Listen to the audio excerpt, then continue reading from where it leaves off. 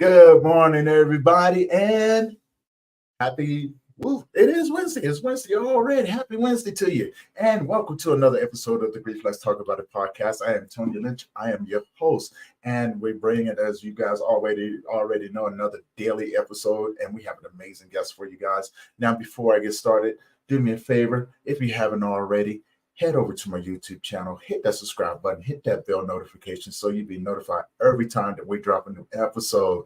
And with that being said, before I bring on my next guest, I would just like to say that this is for educational purposes only.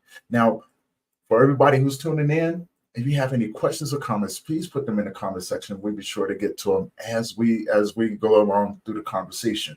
Now, without further ado, please welcome my next guest, Miss Coffey.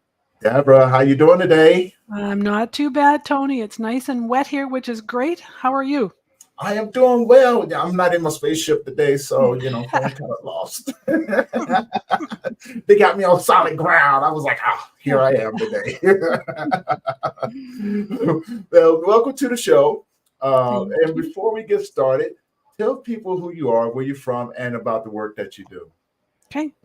I'm Debra Coffey. I'm a Registered Professional Counsellor, Master Practitioner in Clinical Counselling, and I hang out here in Fort McMurray, Alberta, which is in Canada. And I do have a full-time job, but I also have a private practice, and I work with people literally on almost anything. The goal is to move them forward. So we all have a place that maybe isn't comfortable and a place we want to move forward to. And that's where I come in when something feels stuck or not right. Grief, but in a lot of variety of things. And grief is something that comes in all kinds of areas of life. Mm-hmm.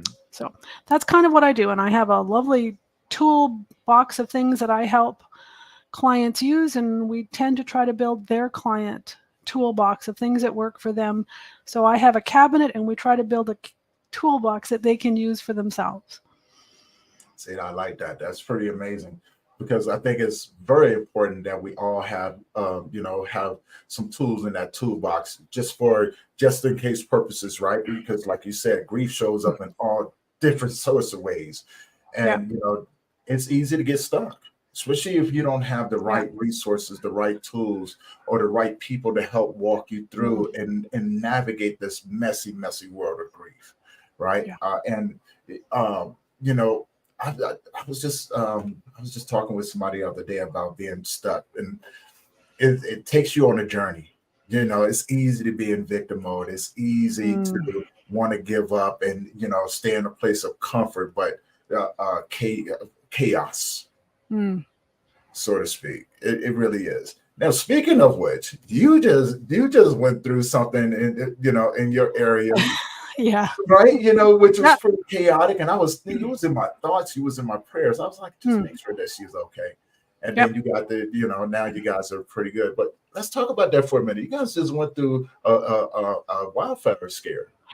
Yeah. Well, up here in Fort Mac in 2016, they had a fire that was called the Beast, and it literally took out pretty much the whole town. At that time, there was a massive evacuation, and yes, they came back and they rebuilt, but lots of trauma, lots of grief, lots of loss. I love what somebody once said. You can have grief without trauma, but you can never have trauma without grief. So I wasn't living in this community at that point. I moved here in 2019. So, but I laugh in the sense that I did not have that experience, but having worked with a lot of people here as a counselor, I kind of hold a lot of stories. Sometimes I've run a class before where it was about as counselors or helping professionals. Sometimes we're like teddy bears. We have a lot of stories we hold, and we just don't repeat those stories, right? So people can say things in session that they expect won't go anywhere else unless there's some unusual circumstance. So we had both. We had a fire about 5 kilometers outside of our town. That's how close it came. So we had a wildfire alert, and then part of the town actually had an evacuation. And then, of course, we got lots of rain, and we've had rain for 2 weeks. So that rain has helped what all the work of the firefighters and the first responders were, which they did a fantastic job. But there was a lot of heightened responses during that time. And there was probably about a day and a half, which was the worst. And that's when the evacuation took place for about 6,600 people from our community. And they were all able to come back about a week later. But absolutely, in my work, I would say over the last 3 weeks, a lot of conversations have happened around what having this sort of like possible fire brought up for them and memories of the other fire. So, we've been walking down the anxiety, the grief, for some people, the remembered trauma and the sort of the stuff that comes with that. So, yeah. But right now the community is good. People are settling down, and can't speak for every individual, but yeah. So, but just having heard so many stories, I had my moments of anxiety too. And I think it's because I've had those stories.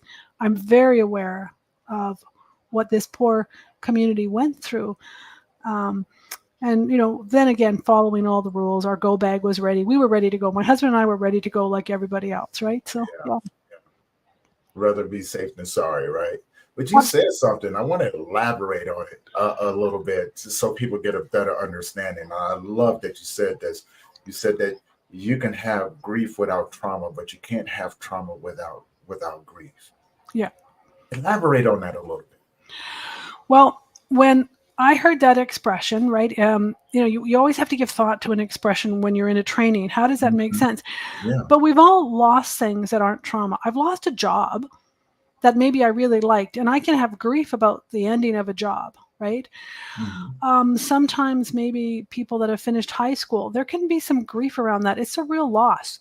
A loss in the sense that, hey, I'm saying goodbye to my teachers, this place I've lived for 5 years as a high school student, to that everyday routine I've had, and I'm moving on to something else. And even if I have joy about moving on, there can be some grief at the loss, but it's not necessarily traumatic, right?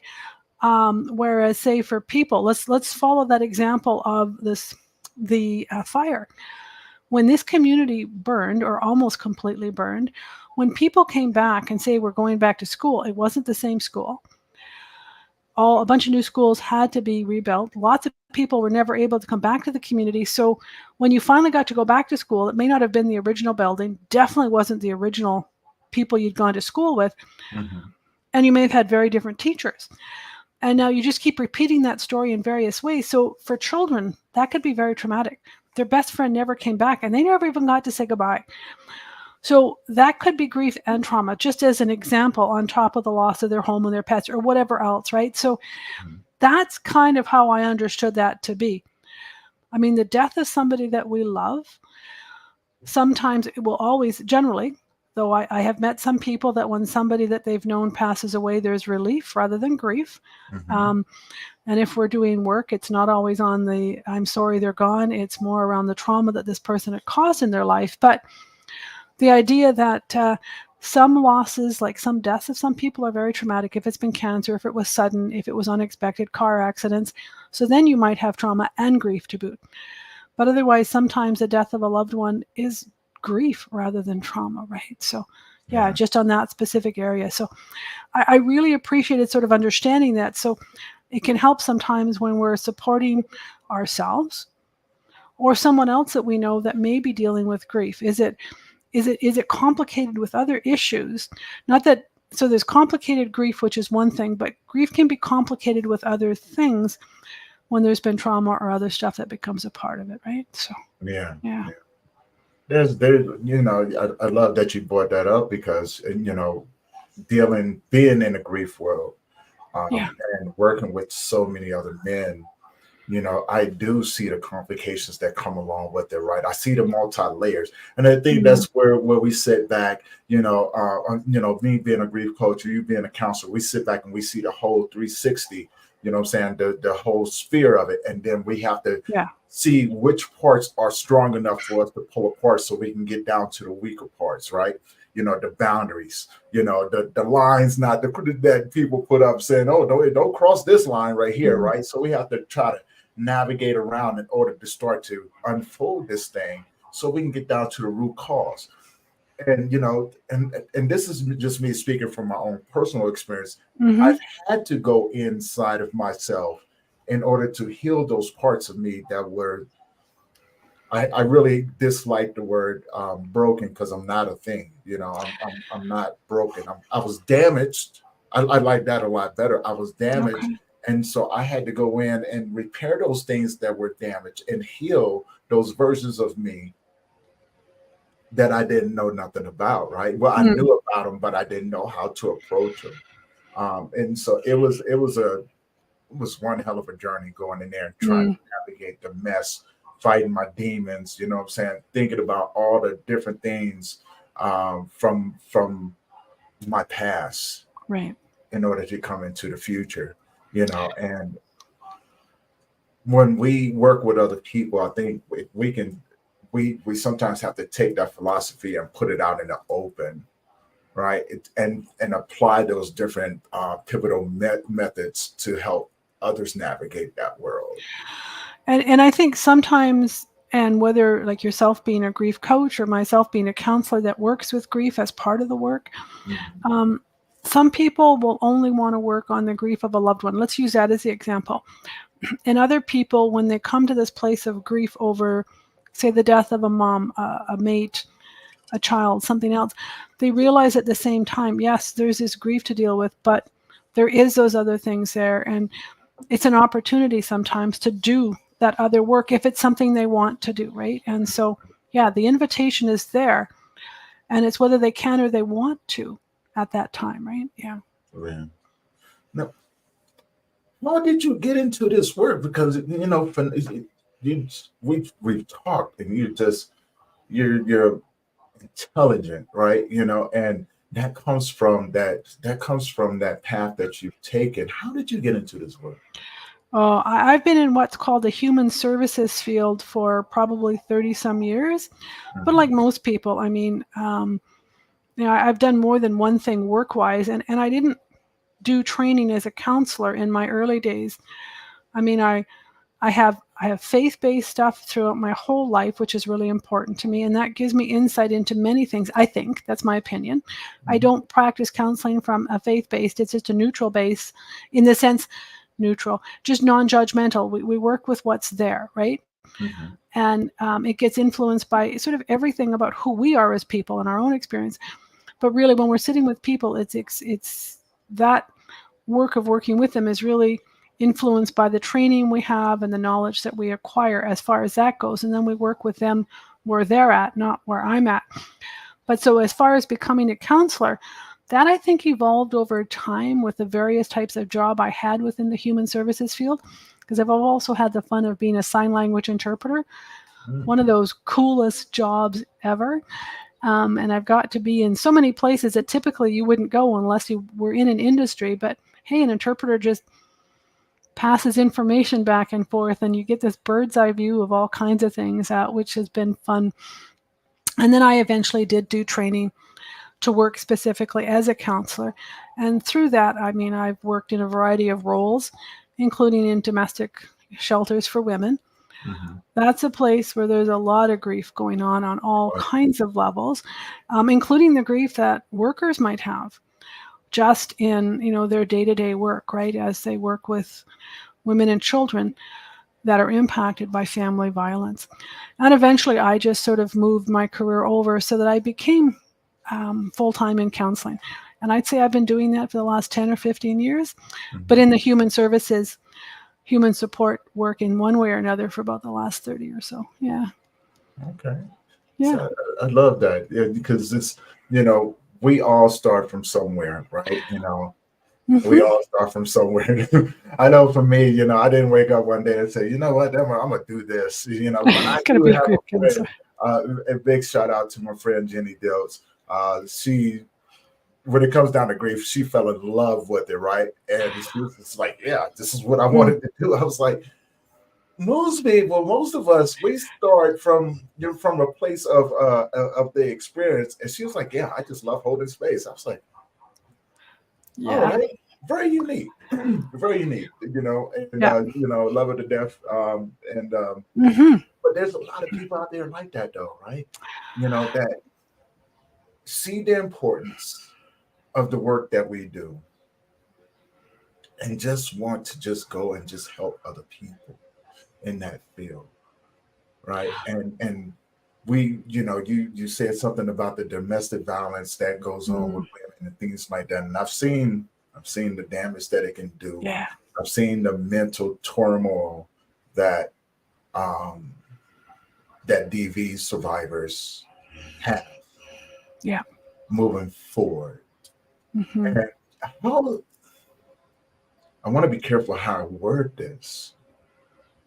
In dealing with certain situations like that, what are some of the steps or what are some of the things that you have seen that these women are constantly holding on to from those aggressive relationships?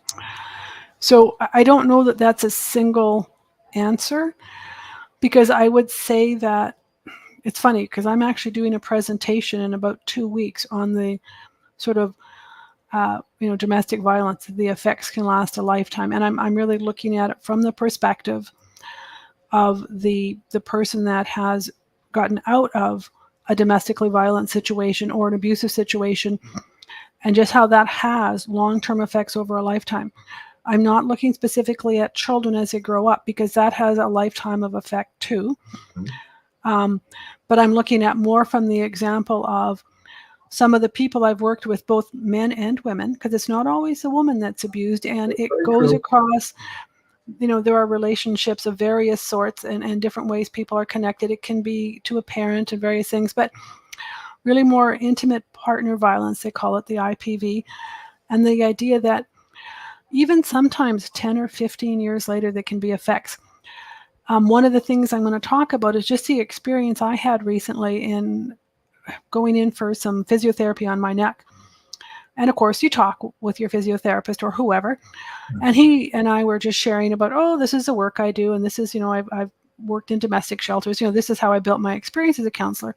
And he mentioned, he says, it's really weird when I work with some people, if they've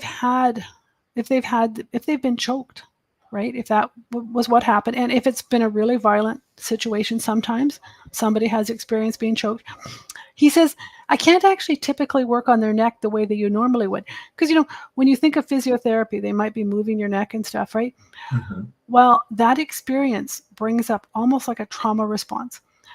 So he's had to learn to work on things differently, always asking permission, always saying, I need to just move your neck slightly. Is that okay? And it's really interesting. None of us would think of that as a long-term effect of domestic violence, but it is. Yeah. So, and then I have found sometimes too, there are layers of grief, even years later. I've worked with a woman where, we're starting to look at how and why did I get caught there? How did I stay there? And there's grief there. There might be shame. And shame can be a part of grief as well as trauma. Mm-hmm. And so there's various layers. So sometimes people are dealing with various aspects or parts of this over a lifetime. So it's going to depend on the situation they were in, for how long, how they got out, any complicating factors. Were they also exposed to childhood abuse? And by childhood abuse, I mean like domestically violent or domestic abuse of childhood in that sense, not necessarily sexual abuse. So all of those things come into play. So it often ends up an individual story instead of here's this across the this is what everybody goes through. I think what's really helpful when somebody is escaping from domestic violence is that often most communities have those services like the shelter that they can attend to.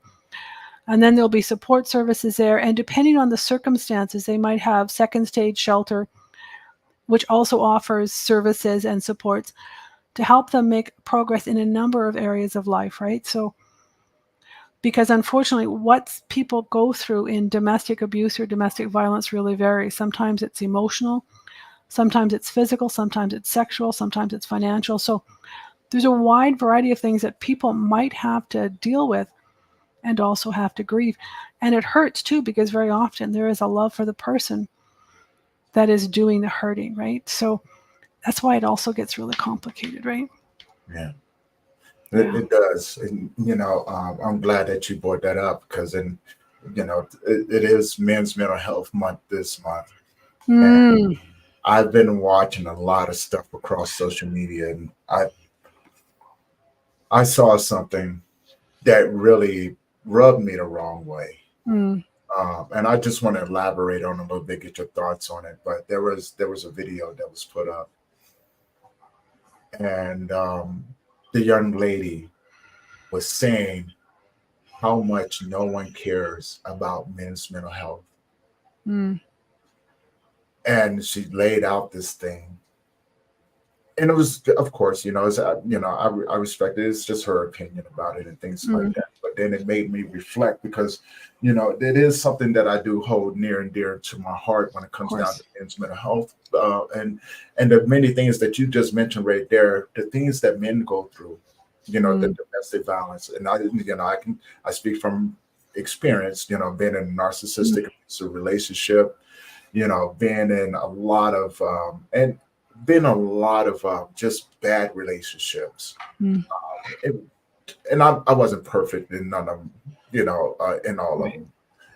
But no, of course, no one is. This is why they call it the relationship building process, getting to know each other. But it's a difference between staying in one and then being trapped in one. And and I working with men, I see the grief that they hold on to, and I talk to them because again, it's that onion, that layer, those multitude of layers of trying to get down to the root cause. Because a lot of times, as a man, I've had to get down to the root cause and go, why do I keep making these choices? And I had a conversation with a psychiatrist a couple weeks ago, and she pretty much said, "You attract what you are." Right. You know what I'm saying? You attract what you are. So it's what you are, and sometimes it's what you know. And right? what you know. Yeah. Not so much what you are, but sometimes what you know. But again, even then I'd be very careful with that because it's not like, oh, I've been beat, I think I'll go find someone to beat me. It's generally that's not the case, but we tend to, what we know is where we're comfortable, and not that it's what we want, but it takes work to break out of patterns, right? It does. It takes a lot of work because sometimes it's so normalized, those patterns that we experience, that becomes primarily what we know. Yeah. Right. It does. It becomes primarily what we know. And the crazy part about it is that we often don't even know, right? Because it becomes such a familiar thing that, and I've seen this, right? I've seen it on several ends, men and women, because I observe people. I do. I observe people. I listen to the conversations that we have. And oftentimes, like, this is what keeps me in check because I do listen to it. And I'm just like, I listen, oh man, they talk about past relationships and then they talk about what they want in an individual. And I often, when I catch it from time to time, I go, well, you forgot to mention one part of this. You don't want what you just got. You didn't put that part in there, so you're opening up the doors for that to come back in. But they also forget to ask, what about them do they want to leave out of that relationship? So in other words, people often look at, if I date, I want the person to have all these qualities, but they forget, but what are you bringing into the relationship? That's what you want, but who are you? Because if you want something, what are you bringing in, right? Yeah. So people forget that they need to know themselves and know where they might want to shift or change so that they can then have the quality of the relationship that they want, right? Yeah.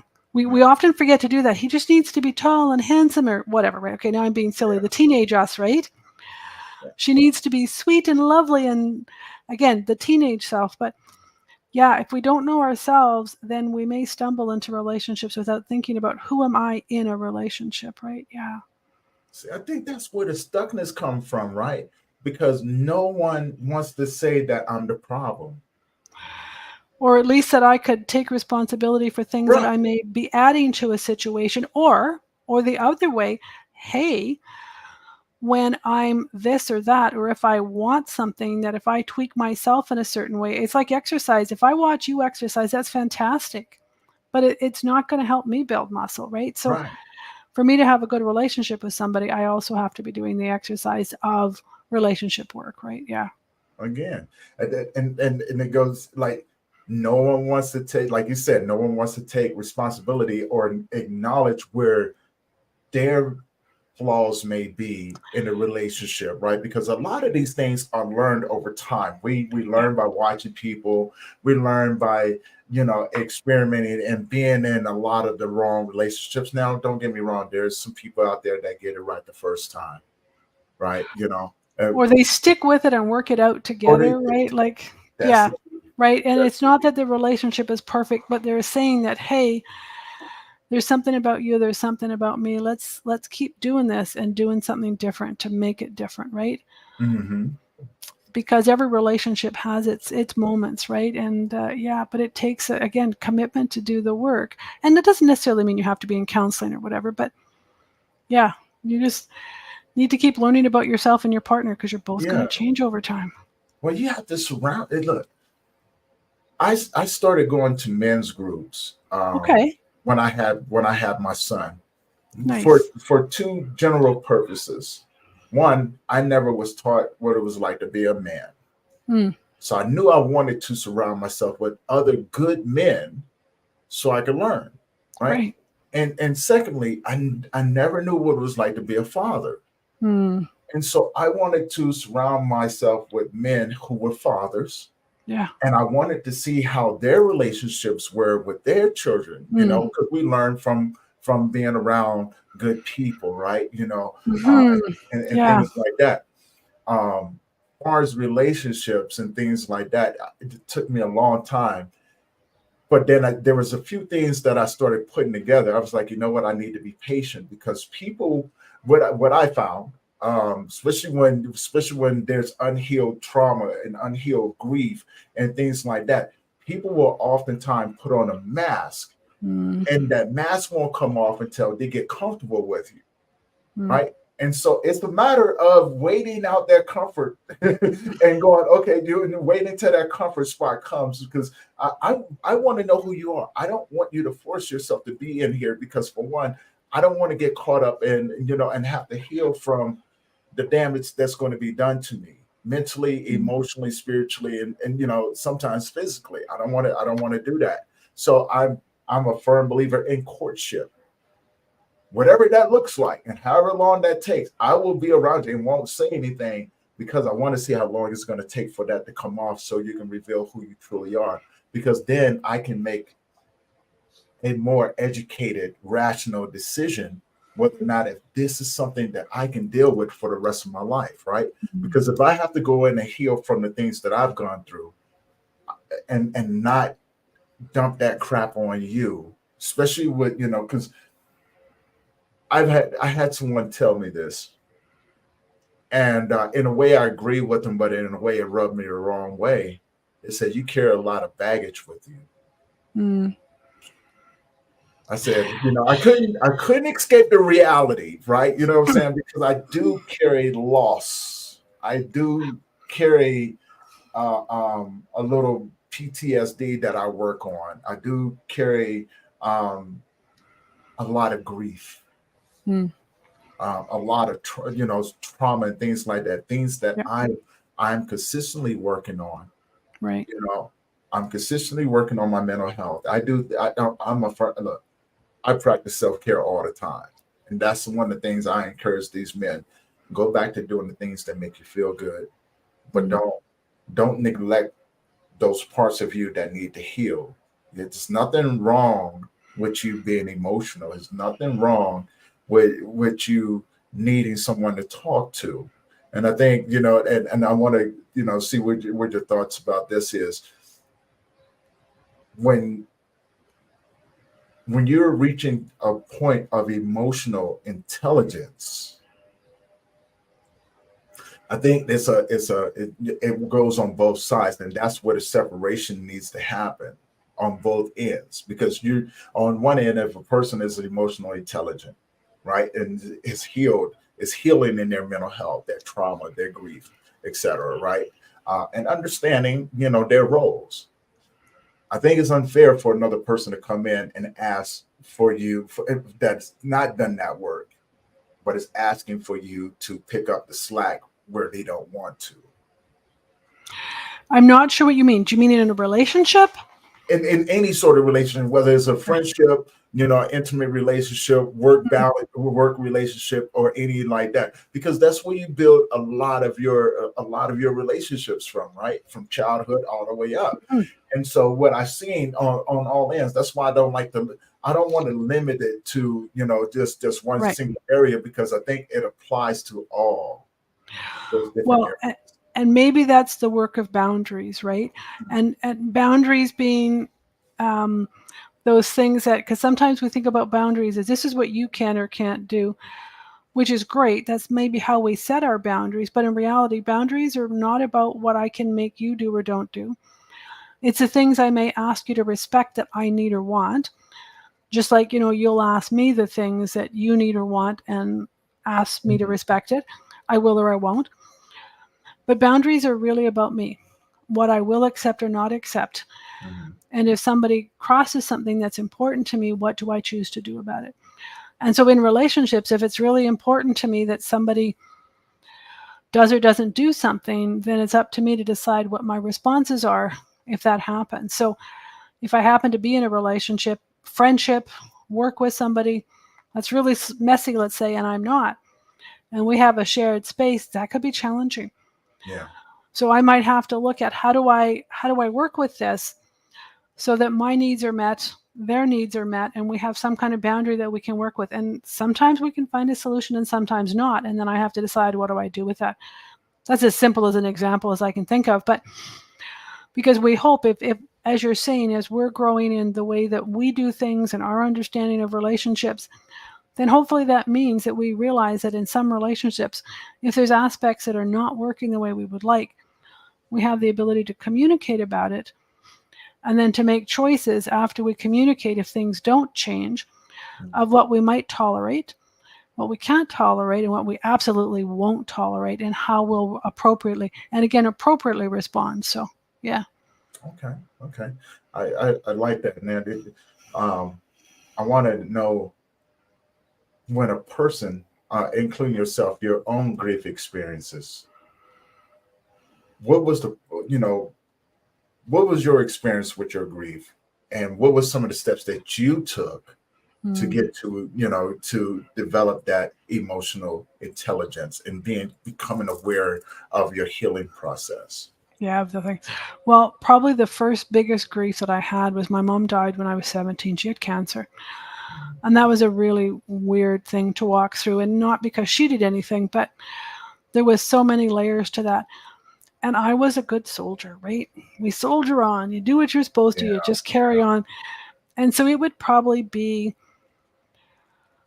maybe when I was 20 or 21 that it would really hit me that I really hadn't grieved it.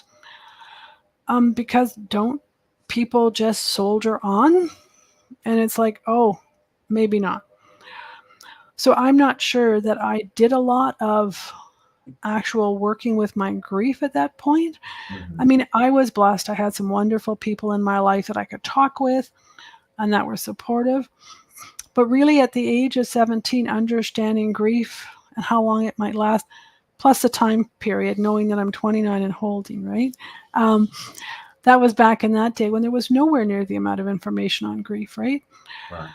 And everybody had their thoughts. Be stoic. Nope, let it all out. Don't let it show.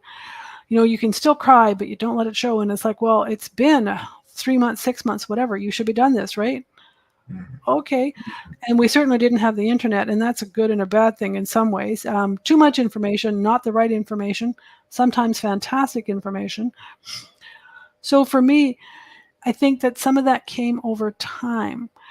And I think at some point I had this realization that my mom having had cancer and walking with her journey through cancer and then my loss of her, that would have an effect on the rest of my life, right? Yeah. Who I would be and how I would be. And over time, I would work on various layers of that, right? And I think when you and I chatted before we agreed to do this segment, we talked about the fact that last year on the anniversary of my parents, and my mom has been dead for like 40 years, right? 40 years? Yeah, about 40 years. And it was weird that as we came up to her anniversary date of my parents, and he's also passed away too, but just this weird thought that like, wow, this would be their anniversary.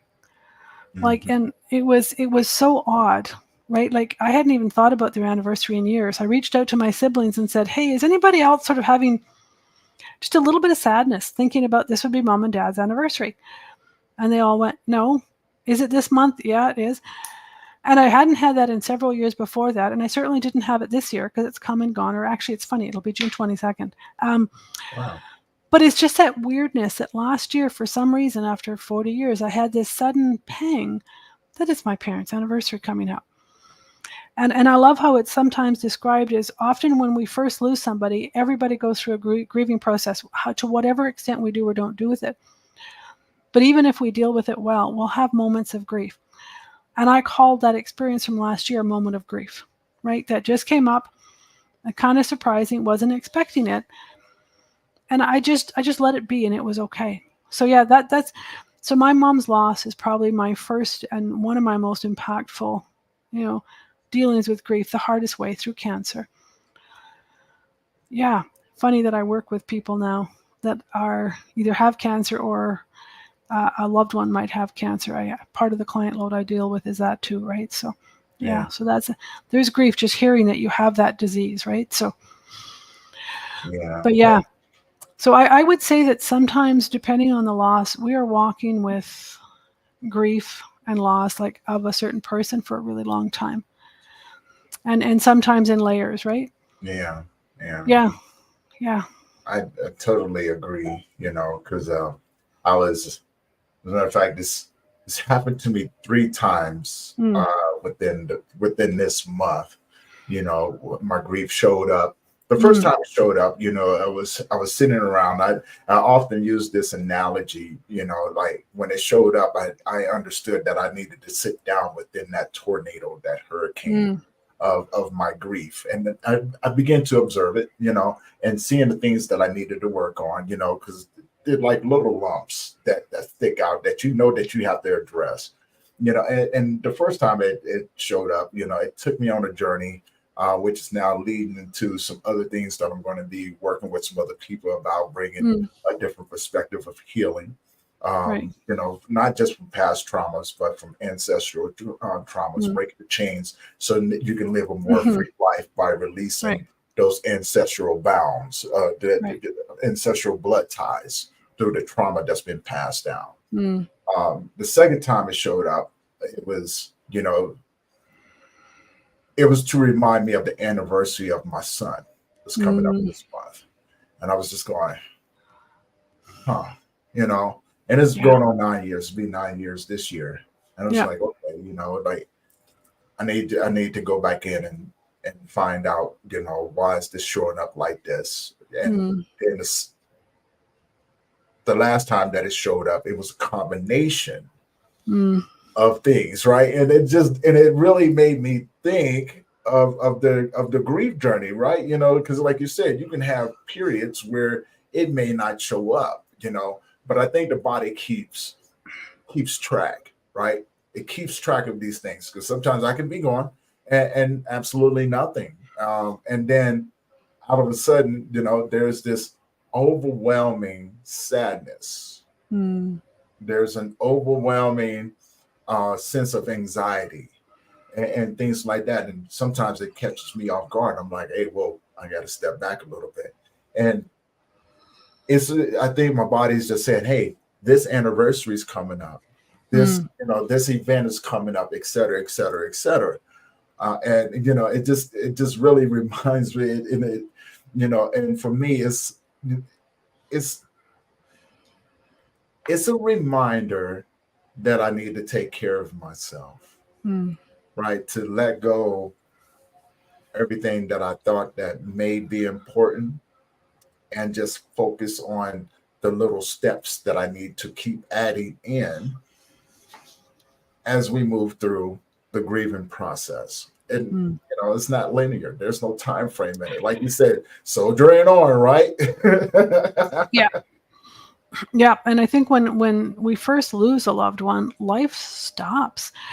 One of the things, again, being an interpreter, when we're connected to somebody, right, they're here, near, and dear, and that's their pattern in our brain, right? And they're there even when we're apart. We know where they are. We know the feelings we have for them. We know how to connect with them.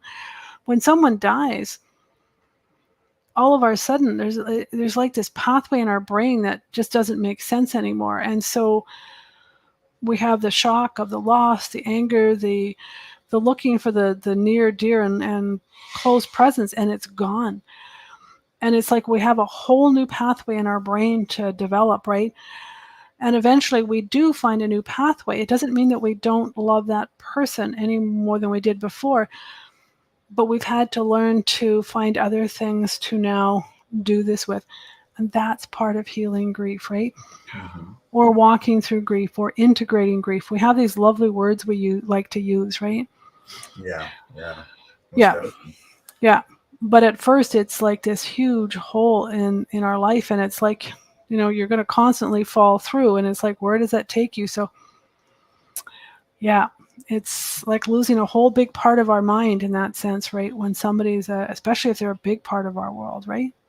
Yes. Yeah. And what it reminds me of, and tell me what you think about this. I was thinking about it.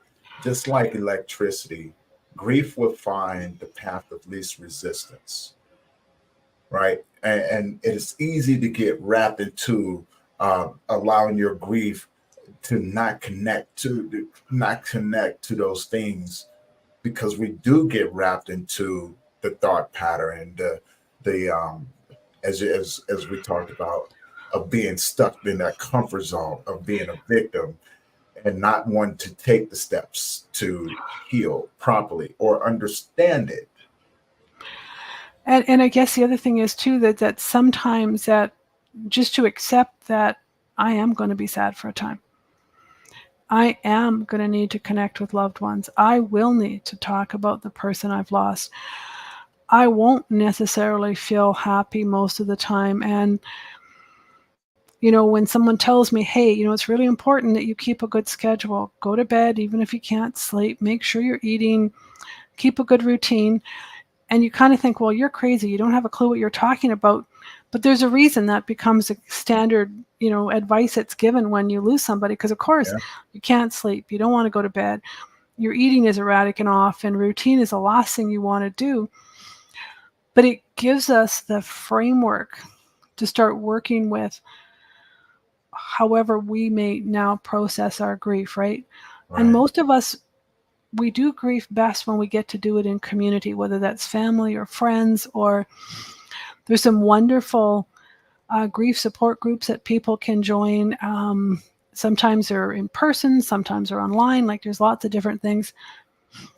And so finding our way through, there's excellent books. There's just so many resources now to help us kind of understand our journey so that we don't have to do our journey alone. Mm-hmm. I did appreciate that the vast majority of people will come through grief in a very appropriate way because they allow time, and time is a factor. We do need time. You cannot come through grief and just say, okay, it's done. It doesn't work that way. Right. And it is the one thing that everyone shares at some point. We've all had or will have grief of a loved one or another loss that shows up as some of the typical grief things. But that having connection is really hugely important. But most people will walk through grief in a way that's actually what they would consider relatively healthy, right? But knowing that we have support is huge, right? So that we can come somewhere, whether to a counselor, a coach, whether to a family member or a faith-based person or somebody, that we can just talk about it when we want to, right? Yeah. That we don't feel we have to be alone in that heaviness and that weight of that loss. But when it gets a little crazy or it gets complicated, because maybe there's been multiple losses, right? And then how do we start to work through that, right? So complicated grief doesn't mean, well, it's just you're no good at handling it. It's not that. Life is complicated. Look at the people that lost loved ones through COVID. Yeah, and in some circumstances, they were saying their goodbyes on an iPad. Like, are you kidding? That created some situations that when people came into counseling about that, we were working through stuff that wouldn't normally be there if it hadn't been COVID, and saying goodbye to a loved one on an iPad, right? So, Yeah. I say, so some circumstances are just uniquely different. People losing loved ones in a climate crisis, or that have lost loved ones to murder.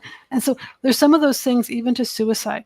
That's got things all different than if an older person dies of old age, right? Yeah, that's very true. Yeah.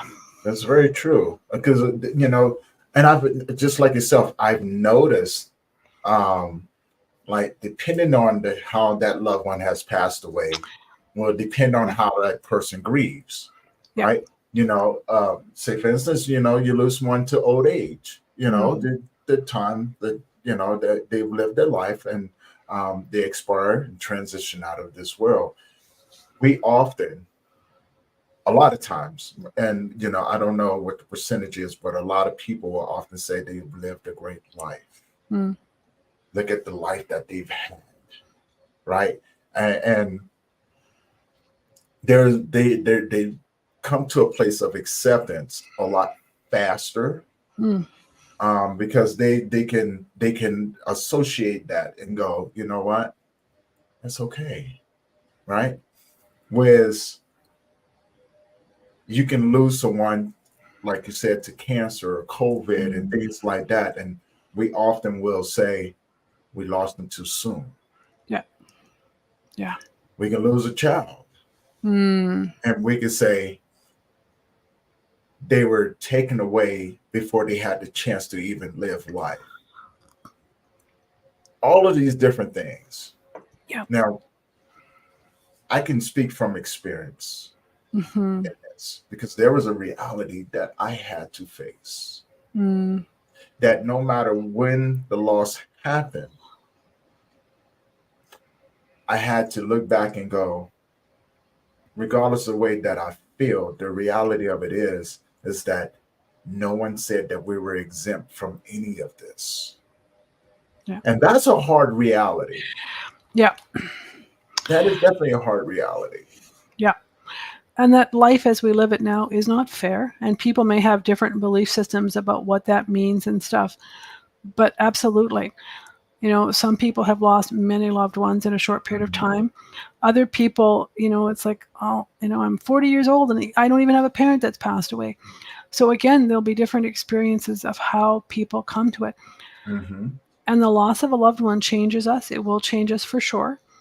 And then, how we walk through that and come through the other side and come to terms with that loss, again, will vary. Yeah. And, the things that impact us and the supports we have do make a difference too, right? For sure. Well, it's something I heard about 5 years ago. And it was told, and it ties into what you said, we are communal, right? And that person said, you have to find your tribe. I was like, well, what tribe do I belong to? Do I belong to the Dead Parents Society? Do I belong to the Sibling Loss Society? Do I belong to, do I belong to the Parents Who've Lost Children Society? Which one? And here, Debra, I said, you know what? I belong to each and every last one of them, because each and every last one of them, speak a different language, and I need to be bilingual. Yeah.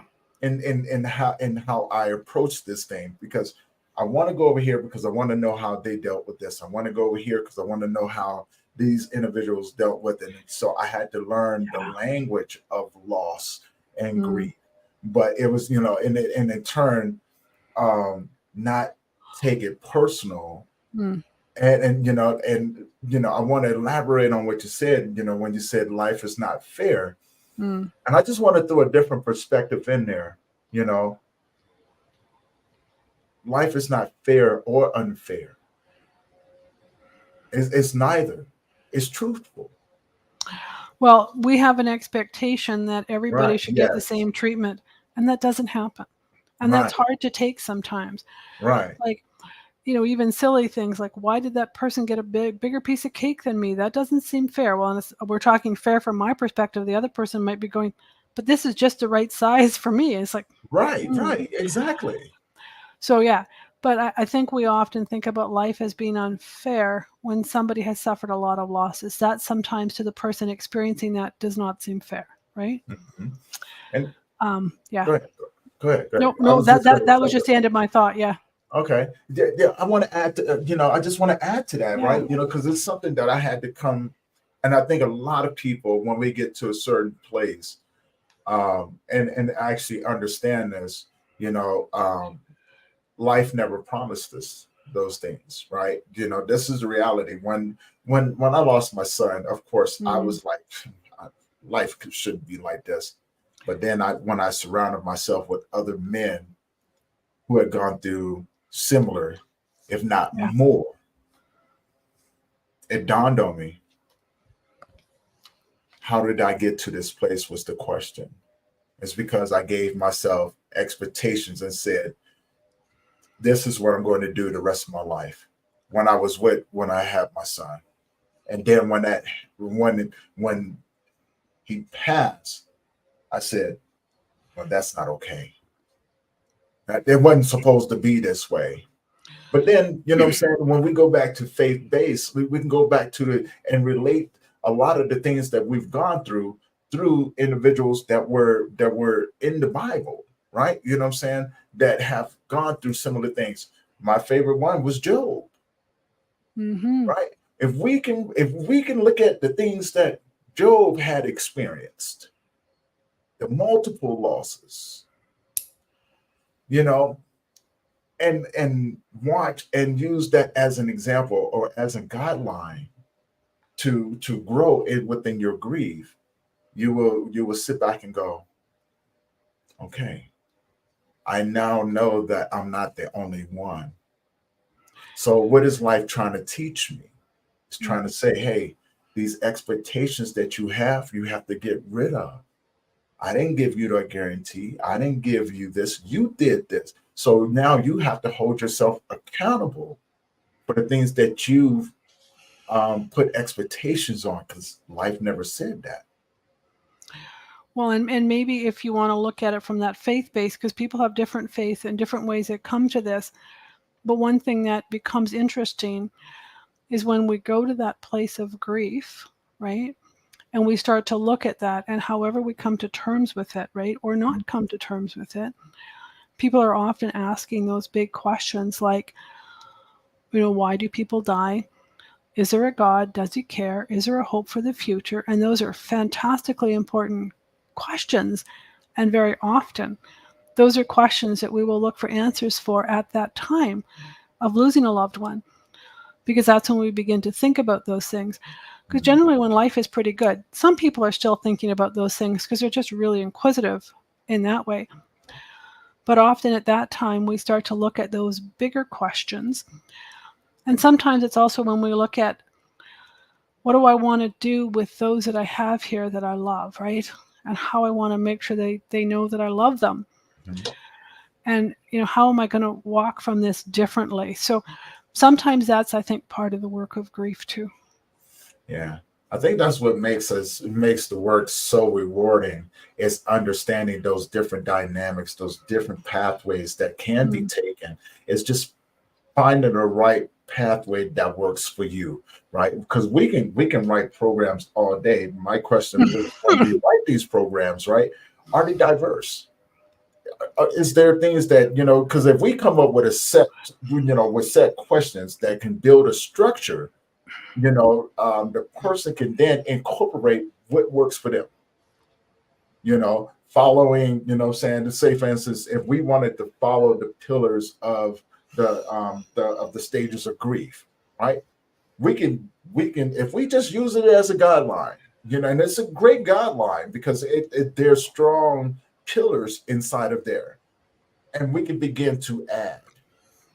to those pillars, and they can become like a guideline for our own grieving experience and help us navigate.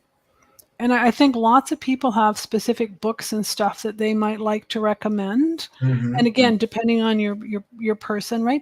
Even funeral homes now have some basic information that they give about grief and the grieving process.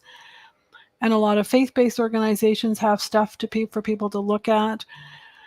A lot of the hospice societies throughout whatever countries now have websites with information on just grief in general, and then sometimes about special types of grief, right?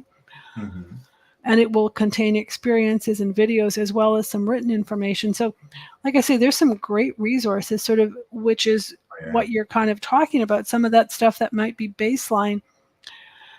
And then what does a person need to start walking that journey of grief that they're going through?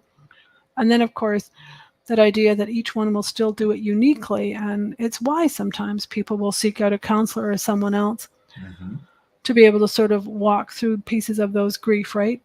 Yeah. That maybe for some reason they're just struggling with, and not because they don't have capacity, but because sometimes it's just hard. Yeah. And that's I guess for me, that's the beautiful part. It is hard, but it's worth it. It's so worth it. And for those out there listening, I know it can be a challenge, but if you can find the right people and surround yourself with the right people that can help guide and walk with you in those tough moments, coming out the other side, the person that you become will actually surprise you. And to me, to watch people grow after that, or during the process, has been the best experience that I can ever have. And I can't ask for too much more out of life, because those individuals allow me to be a part of that process, not to push anything on them, but to walk with them, right? And help them, get rid of the things that they don't need. And I love watching them look at the pieces fall down and go, hold on, I thought I needed this. Hold on. And to see who they become, the different version of themselves, is such a beautiful experience to me. And it's actually cool, Tony, to hear your enthusiasm for the work you do. It's really nice. Well, I think we all have to have a certain, a passion, a love for the things that we do, because like I told you before, I'm a servant. I'm just a mere servant. And when people allow me to do that, I'm like a kid in a candy store. I'm excited. I love watching people go through the transformation, and as messy and as chaotic as it can be, I love watching people become a different version of themselves that they never thought that was there, but was always hidden there, and to see what they do with it. Not everybody's going to do this work, but you may do something. And I'm always excited for that, right? Always excited. It's just like yourself. I see did you talk about me? You got the smile on your face. You know exactly what I'm talking about, Debra. I do. It's an honor to walk with people. I agree. Yes, it is. It's always an honor. Now, as we wrap this up, if you can leave the audience with something today, and we have to do this again. We definitely have to do this again. If you could leave the audience with something, what would you leave them with? I think maybe the biggest thing would be that we're all going to face moments that are challenging. Grief is going to show up when we don't want it, because it never shows up when we want it, because whoever wants grief. But to just reach out for support, family, friends, whoever, don't walk it alone. That would, I think, be my biggest piece. Don't walk it alone. That's very true. That's very, very true. And where can people find you? I can be found on a website, Healing Family Matters. I hang out there. I also have a Facebook page you can find me at. And if people want to, I have a lovely program called 30 Ways to Better Mental Health and Emotional Well-Being. And they can access that with either an email to me or through a Facebook group I have where I'm currently rerunning that program. So, yeah. That is beautiful. That is beautiful. But Debra, thank you for joining me today. We definitely have to do this again. Thank you for the beautiful conversation. And with everyone else out there that's tuning in, thank you guys for tuning in. Please go check out Debra. Now, if you enjoy these conversations or know anyone who could benefit from these conversations that we have, please share this with them. And don't forget to go to the YouTube channel, hit that subscribe button, hit that bell notification so you'll be notified every time that we drop a new episode. This is going to conclude this episode of Grief Let's Talk About It podcast. Debra, again, thank you for being a wonderful guest and having such a great conversation with me today. And we'll see you guys in the next one. So you guys have a great day.